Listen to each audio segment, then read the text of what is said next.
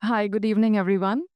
After Rakesh's session, I'm thinking there are so many overlapping points, and he's covered a lot, which is in tangent with my speech also. But I'm just saying that today there is so much information available about health. There are innumerable health podcasts, and for a common man, it generally leaves us very confused or in the right direction. It can be both ways. So for me, it was I need the remote also. Phone the niche. Okay. So for me, when I was working on myself and I had so much information around me, I wanted to simplify things because simple is what sticks in a daily routine, something which is very easy and sustainable. So I call this the blueprint of ultimate health. There's a project which I work on, which is called You Happier and Healthier, which is again based on these streamlined things which I continue to do in my daily life. These are also the pillars of longevity and developing systems, how to continue doing them. Because we get so caught up in life, in day to day life, especially men and women, we all have different kind of responsibilities, but simpler things can be done on a daily basis. So, personal journey. Thank you, Pintu Bhai, for introducing me like that. But yeah, I was born in 1985 in Karnal. We are a nuclear family, a middle class family, where education is the most important thing. So, my father, he's 74 years old, and he continues to work as the director of Modi Group of Industries in Haryana. It's a distillery where they make alcohol and all kinds of things which are banned in Gujarat. But yes, that's what he does. And my mother, she is a lawyer by education, and she is also she was the mayor of the municipal corporation. So for us, my parents had a dream that daughters will become doctors and beta engineer banega. Set, pre-decided, no choice given. But because education पे इतना emphasis रहता था, so we had to study hard. I was a good student, always ranking first in grade 1 till 10, always performing very well in sports and everything. After grade 10, I got the opportunity to study at Welham Girls School, which is a very prestigious institute, and I took it up.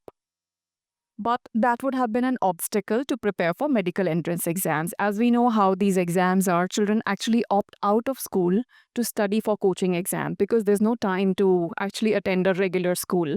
However, I went to Welham. Over there, the horizon of education completely changed for me because a boarding school has a lot more to offer. So you grow in sports, in arts, music, drama, literature, history.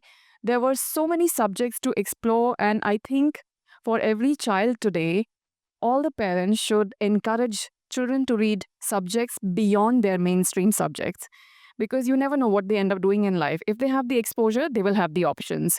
If not, look what I'm doing today after becoming a dentist. So anyway, coming to that point, then grade 12 ke baad, I got through BDS, which I did in Mauritius. I was studying there for 5 years. I think my boarding education was what made the difference. The 2 challenging years in boarding school prepared me for the much more harder years in medical college, where at the end of my degree, I also wanted to work. So during my internship year, which was 8 hours at the clinic or the hospital where we were working, there was also a job which I was doing, which was another 8 hours. That was a pharmacology in a company where we supply medicines to patients all over the world. So 8 hours plus 8 hours, that left me only 8 hours to sleep, eat, clean, cook, breathe. That was all. So that went on for literally the entire year.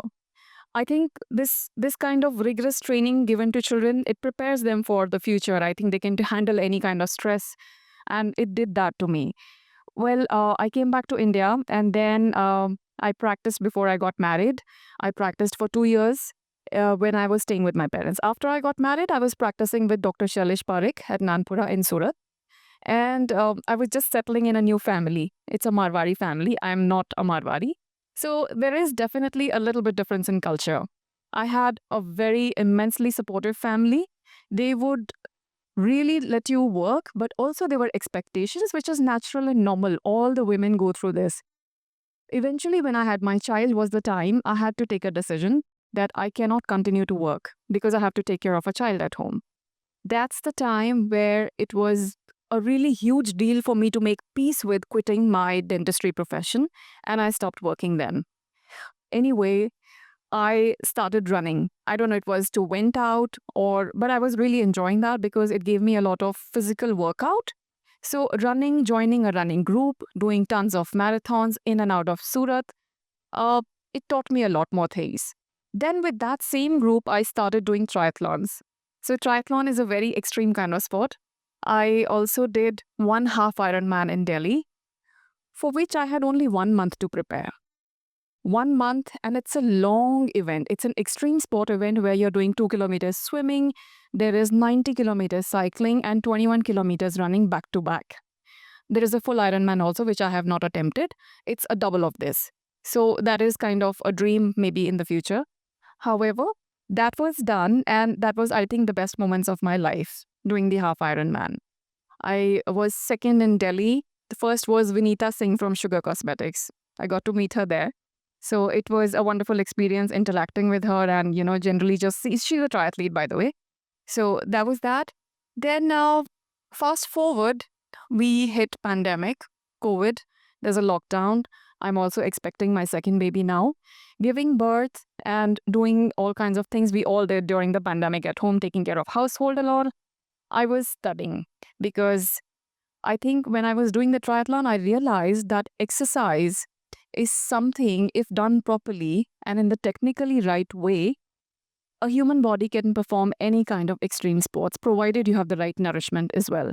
So I studied nutrition for that and also did 200 hours of yoga teachers training. That means I'm a yoga teacher also, but I don't practice that. However, it was a wonderful education. After that, I wanted to reverse my own hypothyroid, which was detected, I think, 10 years ago. I'm still on a medicine for that. And also, I am a pre-diabetic. That is my genetic predisposition. So to correct these two conditions, I started studying integrative medicine. Integrative medicine is lifestyle correction and diet correction, which helps you work on any chronic diseases. So after this, the studies done and everything, currently I'm practicing as a health and wellness coach.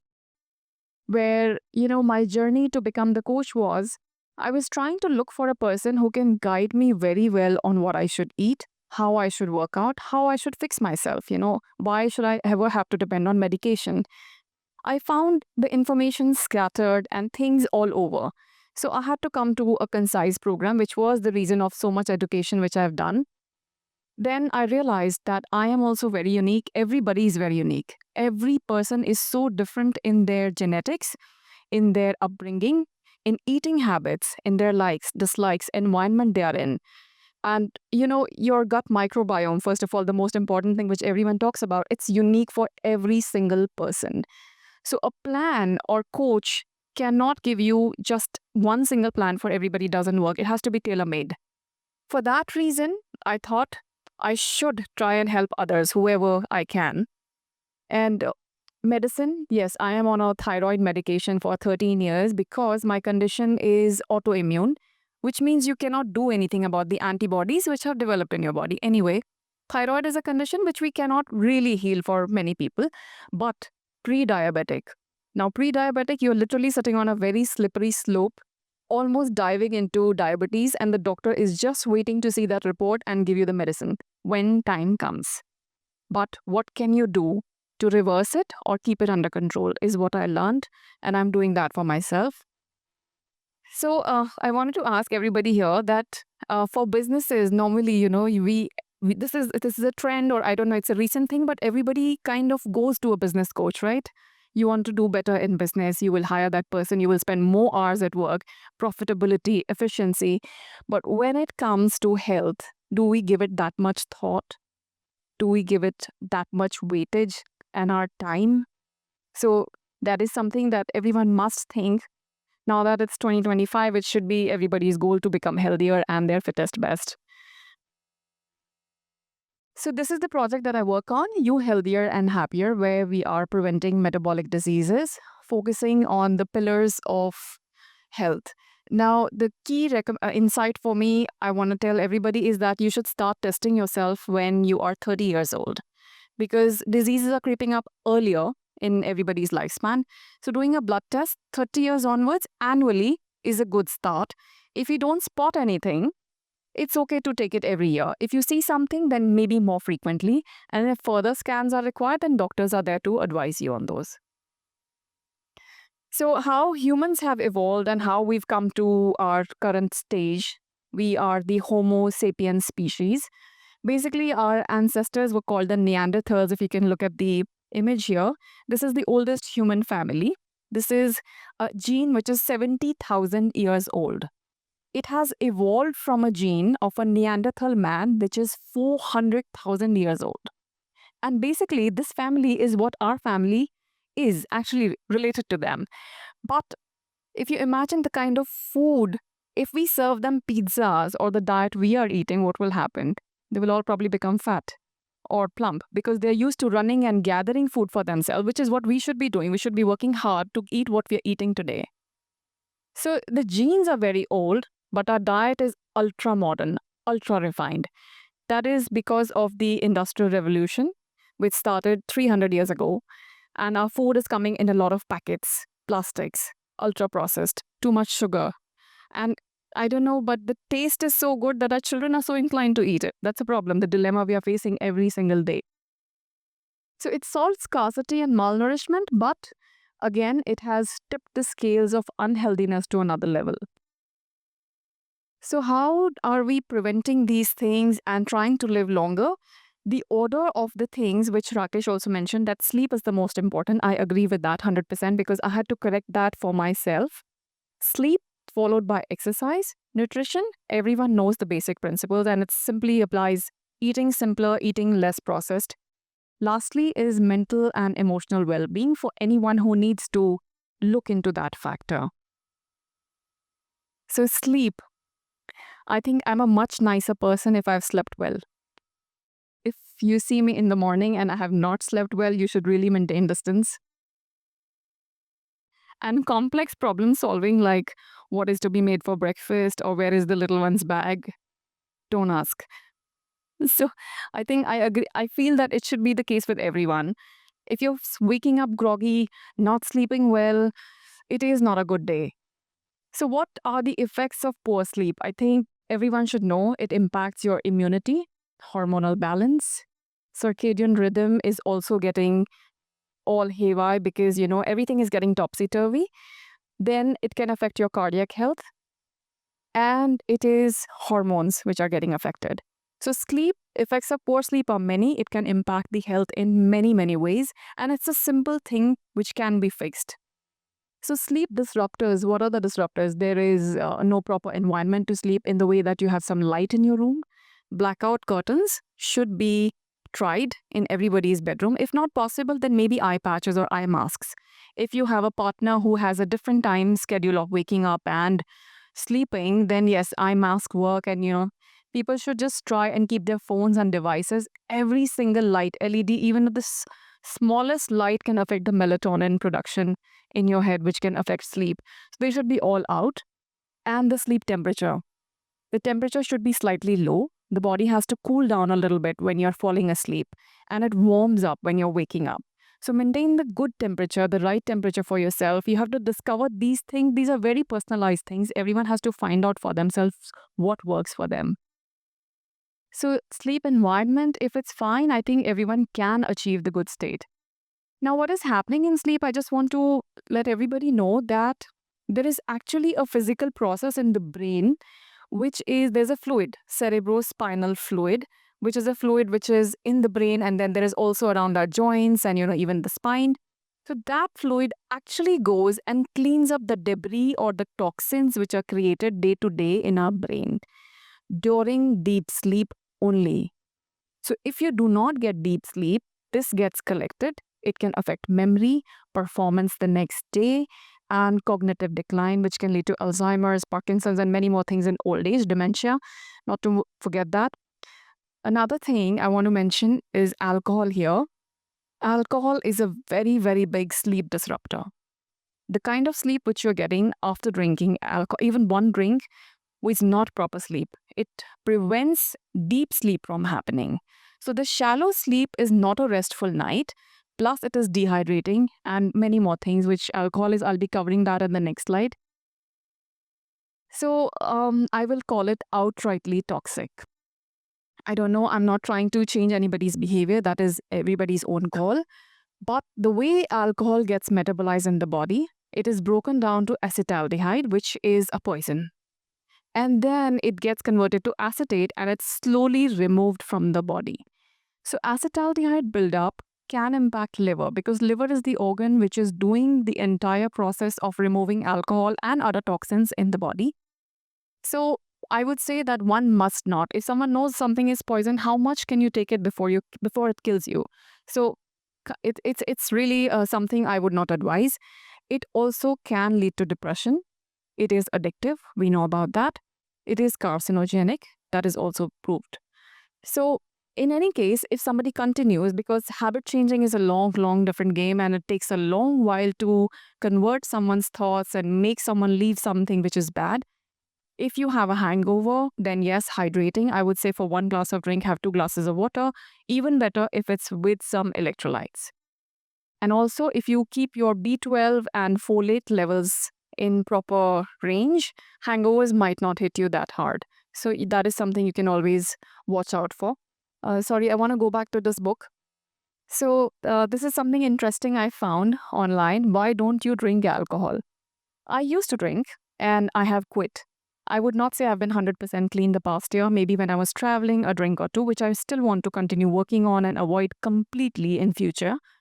But when I'm in a social setting, a dinner, or for example, a friend's place or something, people generally ask you, why aren't you having a drink? And, where is your drink? The dilemma today is that this is the only drug we have to justify not taking. I think we should start accepting people who are trying to leave, maybe encourage them, maybe learn, maybe get inspired and leave them, Yeah. So this book, I'm trying to figure out my excuses because this is written beautifully by a person who has given 101 hilarious excuses you can give for not drinking alcohol. So I'm trying to build on that. Exercise covered already by Rakesh. I'll be very quick. So cardio and strength, I just want to add stability to this. Stability is something we all need to work on to prevent any kind of injuries to maybe the spine or joints. So here, stability is done along with breath work, which means you have to take proper inhalations when you're performing a movement and proper exhalation. I feel that if you want to exercise regularly, the most important thing one can do today is invest in the right trainer if you don't have one. It's very difficult for me also to go to the gym and work out on my own and ensure I've covered all the movements, ensure my planning is, going in the right direction. So it's the trainer. Trainer is the key. That would be the biggest health investment for everybody. Maybe it takes time, maybe it takes money, but find the right person for yourself. Nutrition, very, very wide topic. Again, eating less processed. I cannot, in a talk of 20 minutes, we cannot really go over this. But yes, clean your environment. Do not keep all the wrong foods at home. It will help your children as well. If you can keep your fridge and pantry cleaner, give them healthier options, even for yourself. And maybe if you're going to a dinner, going to a night party, have some good dinner for yourself. Then cutting out sugar. Diabetes and cardiac health conditions are the most common today. We know that in India, every 1 person in 10 has diabetes, and every 2 in 10 will have pre-diabetes. So that's a huge number. To work on this, I will only talk about one thing, which is the continuous glucose monitor. That's a phenomenal medical device which gives you consistent answers. If you're eating something, it will tell you if it's spiking in your blood or not. Now, this is not just for diabetics and pre-diabetics. I think every single adult can benefit a lot from this. And why is that? Because when you see how foods are reacting in your body, what is the glucose level you're getting, you're in that learning phase. In that 1 month, when you have the CGM installed on your body, you will learn so much, it will lead to behavior change. So that behavior change is avoiding the foods which are not working for you. Because every food works differently for every single person. Oatmeal may not react for me, it may react for you. So you can figure that out with a CGM device. So three things again. Yeah. Yeah, sorry, I tried to rush up on that slide. This is the latest thing and it's proven and it's giving great results for people. Anybody who has diabetes, pre-diabetes, or is working on their metabolism, switching only wheat flour to multigrain, maybe adding jowar, ragi, or jackfruit flour. These things are working wonders. Kapli atta also. I can recommend a few more things later if you want to know. But this one has definitely worked a lot for people who are diabetic for sugar control. And for cardiac health, if somebody has higher triglycerides or LDL levels, fish oil or omega 3s are really helping in reducing it. Also, I know India is very big on ghee, but it's a saturated fat. It will lead to weight gain if it's taken in excessive amounts. I would recommend not more than 1 teaspoon for our age people. And a total of 1 tablespoon of oil, not beyond that, for our age people. Younger kids can still consume maybe a little more.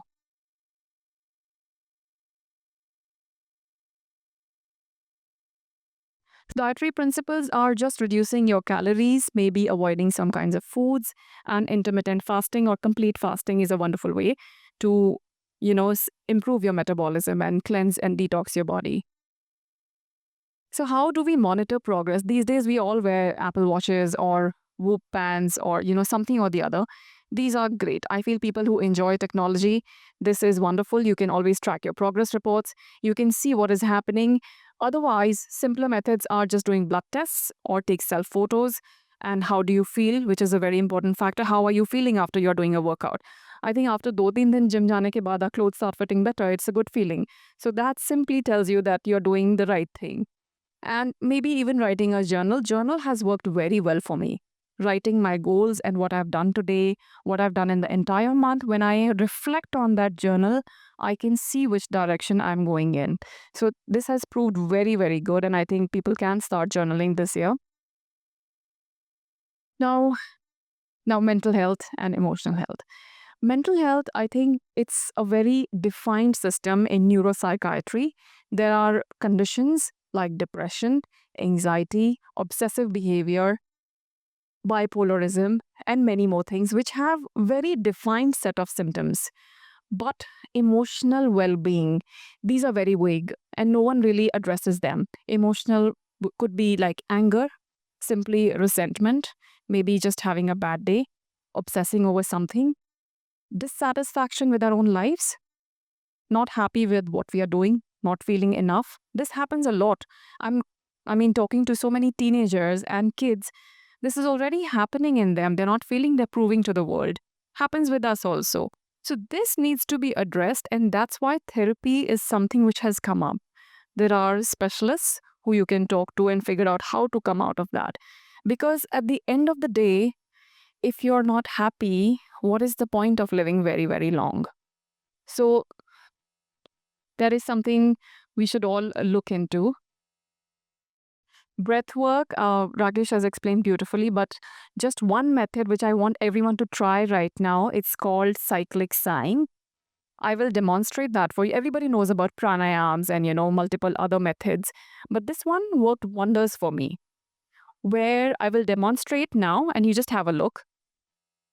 I'm gonna breathe in a normal inhalation followed by a forced inhalation which will open up my chest cavity completely and exhale very, very slowly.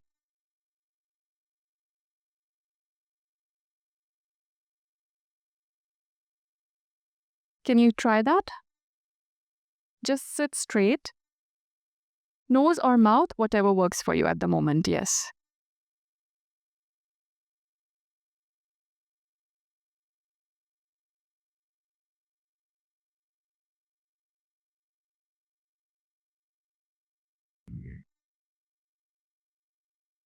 The entire day, we are breathing very, very shallow and we don't pay any attention to that. If you include 5 minutes of such breath work in your daily routine, you're pushing oxygen in. and removing infections and boosting your immunity in many, many ways. So, what it does is it opens up your chest cavity, even the end point alveoli of your lung, which are collapsed and have trapped bacteria and stale air, they open up with the pushed air, and more oxygen flows inside into the bloodstream. So, this is very important and a very, very beautiful thing. I think after 5 minutes, you will start feeling your cheeks flushing with blood supply.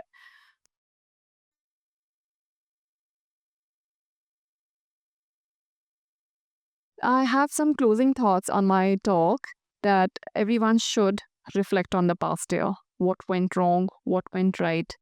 Things which energized you, things which were draining your energy, and then build your new calendar based on those things. If you have to say no more often to a lot of things which were just draining, please do that because time is not to be wasted, it is to be lived and happily. Thank you. Yeah. Questions? Yes.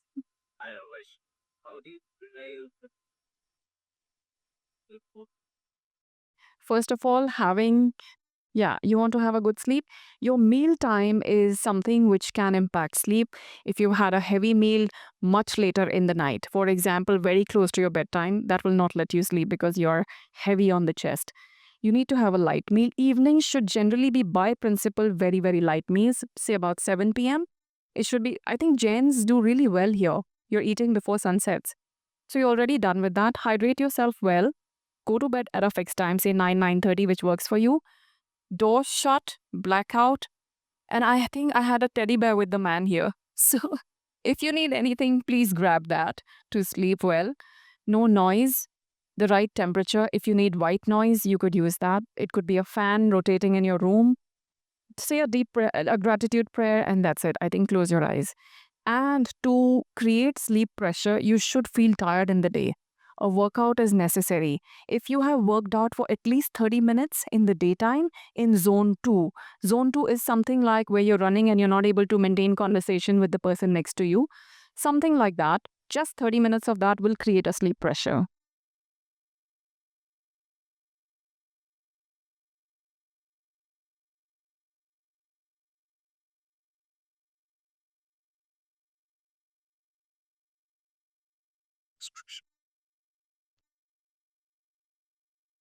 Quickly. Very other questions. Very, very. See, female health is a very big topic. Yeah, it's very vast. I mean, I've not really covered or gone in depth in anything. Male and female, they behave very differently. Yeah, Male is itself and a big problem with females is hormonal health. It is yeah. A hormone cycle for a man is like this, and for a woman, it's like, yeah, yeah, that's true. It's actually true. That's how it circles, and it's different for everybody. Or each one of us will behave differently.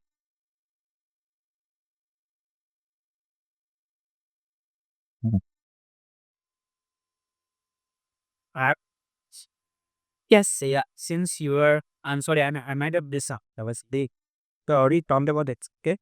Uh, recently I've been discussing a lot about the flow of eating the right food.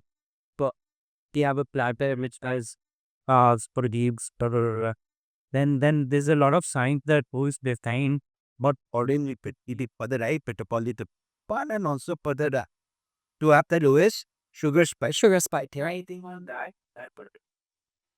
Yes. So it is said that, if you have a platter, there should be half fiber, half plate should be fiber. There should be 25% protein, 25% carbohydrate. Now, for example, you're having a morning, you can just do with the protein and fiber, that's good enough. But lunchtime is when you consume more carbs and maybe a dessert at the end. The order has to be fiber or protein or a mix of these two. Carb should come last because the fiber and protein, they start filling up your stomach. Your stomach is already full, it's digesting. Carbohydrate goes in, it gets mixed up in that entire chyme, is what we call the food which is inside the stomach. And the fiber prevents too much escape of cholesterol, fats, and sugars into the bloodstream from the stomach. So it does prevent, it does help. Empty stomach, if you're having dessert, full blown spike. Full blown. empty stomach if you're having alcohol. So eat something, drink, it's okay, but eat something good, proteinaceous, fiber. It's excellent and it has really prevented my pre-diabetes from going further. And I believe in that protein and fiber must in every single meal.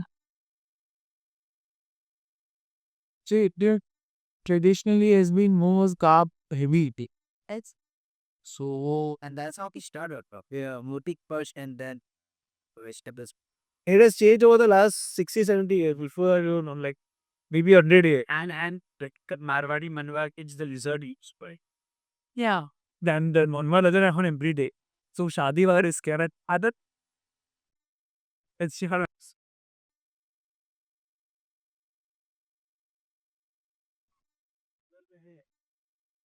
So I think thank you. A round of applause for both of them, Rakesh and Rashi. I think wonderful start of the year for us, your family, the first week of the year, and that too for health. It is most important. Usually people take a lot of resolutions these days, but I think we can start with one thing rather than doing everything together. One thing one can either quit something or one can start something. Quitting is also more important than starting sometimes. So I think that's what insight we have got from both of you. So I'm very happy that quitting you pushed couple of things which I'm also against. So alcohol, one of them. Yeah, I'm very happy. Something which I don't do and everyone tells that quit this. So I'll remember Kara. Speak. All right. What? Sheesh. Really? Very bad. I think it's worse than that. Everything toxic is bad. So I think we'll wrap up this EO boardroom session here. Thank you very much, everyone. First of all, the Steam House who sponsored this. Dhwani, who organized here. Of course, Ankur is not here, but we'll thank him for this premise. Manish, who has pushed me to bring you both on board for this session. And the guys who are putting on food here, very thank you. Both the videography and photography team, thank you very much. Audio and the projector team. And okay, we'll thank Sonam on behalf of Ankur. Thank you for the facility you have given. Thank you, guys. Cheers. Good night.